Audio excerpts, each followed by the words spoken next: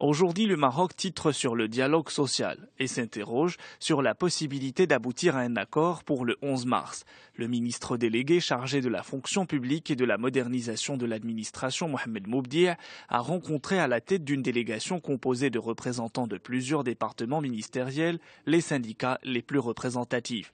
Les deux parties se sont réunies dans le cadre de la commission du secteur public. La rencontre avait cependant mal démarré, écrit le journal. Les deux parties sont passées à côté d'une suspension de la réunion en raison de la méthodologie proposée par Moubdi', explique le quotidien. On reste au Maroc. Le Matin nous informe que Rabat aura aussi son Morocco-Mall, un protocole d'accord pour la construction d'un shopping mall dans le cadre du projet Wessal Bourgreg a été signé entre Wessal Capital, qui regroupe pour la première fois 5 fonds souverains dont le Maroc et les pays du Golfe, et le groupe Axal. 3000 emplois seront créés. Rachid Belmokhtar piste l'origine du mal, peut-on lire en une des Échos. Le département de l'éducation nationale prépare un rapport sur l'échec scolaire au Maroc et ses déterminants sociaux. Le taux élevé de redoublement et d'abandon dans les différents cycles scolaires enregistrés explique la réactivation de cette enquête durant ce mois de mars. Les résultats de l'enquête réalisée par l'ONDH et le système Massar seront exploités. La réforme de l'école, un sujet qui fait les gros titres en Algérie aussi. El Watan publie un entretien exclusif avec Nouria Benrabrit. La ministre de l'Éducation nationale revient sur le chantier de la réforme du système éducatif et regrette que le travail de réflexion effectué ait buté et bute encore sur l'écueil de l'instabilité chronique dans le secteur.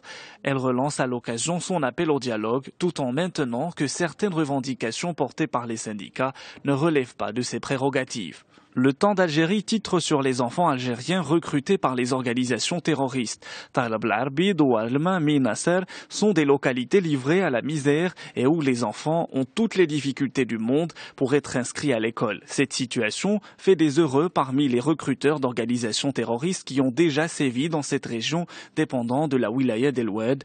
12 personnes, dont 6 enfants âgés de 15 à 16 ans, ont été récemment interpellés par les éléments du groupement de la wilaya d'El Oued de la gendarmerie nationale. Dans la presse française, Libération s'intéresse à la situation en Irak. Le soutien des forces de Téhéran à l'armée irakienne contre l'État islamique pourrait raviver les tensions entre chiites et sunnites. Selon un haut gradé américain, cette offensive lancée sur la ville de Tikrit marque l'implication iranienne la plus manifeste en Irak depuis 2004. Avec de l'artillerie et d'autres moyens, cette nouvelle alliance effraie les populations sunnites pour qui ces milices ne valent pas mieux que l'EI, écrit le journal.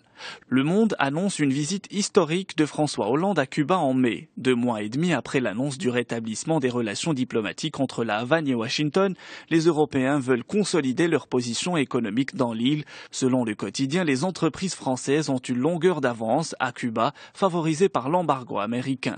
On termine en France où le dispositif Vigipirate doit être prolongé plusieurs mois, lit-on dans Direct Matin. Mis en place depuis les attentats, le vaste plan de sécurisation du pays est parti pour durer. La menace terroriste est toujours présente. Les héros sont à bout de souffle, constatent 20 minutes.